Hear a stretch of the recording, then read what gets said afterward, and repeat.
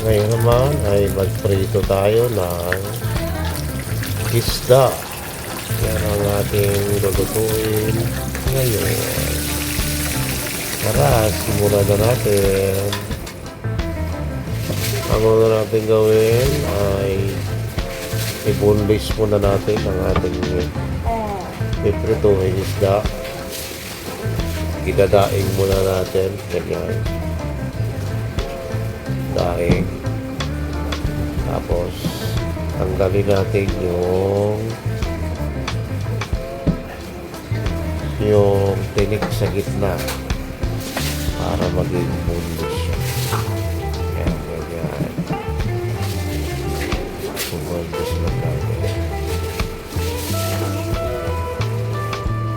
Yan. Tanggalin natin yung mga sa bituka. Meron din yung iba pa. Yan, ganyan din natin. Igadain lang natin. Yan. Yan, yan. Yun.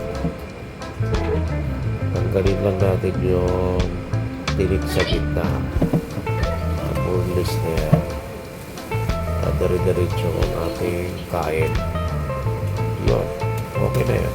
Ganyan na. Nakaboneless na yan. Yan. Timplahan na natin. Lagay na natin ang ating pepper. Lagay natin ang ating asin. Yan. Asin. Tapos, ilagay na natin ang ating suka. Yan, suka.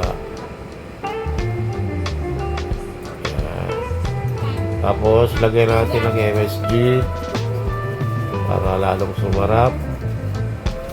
At lagyan natin ng paprika para sumarap pa lalo.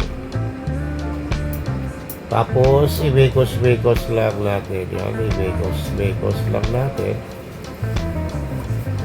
Mapalik na rin natin para ma-absorb ka agad yung lasa ng ating mga nilagay na pampalasa. Yan, ganyan. I-marinate lang natin ng mga 30 minutes. Ganyan. 30 minutes. Mga 30 minutes na ganyan. Yun, after 30 minutes, o yan. Ipiprito na natin. Ayan. Ipiprituhin lang natin. Ipicrispy lang natin siya para sumarap. Ayan. Ipiprito lang natin. At makaraan ng ilang araw, ayan, mapalit ka rin natin. Sa kabila naman. Ayan. Balik na rin lang natin. Diba? Ang ganda na pagka-prito na. Oh.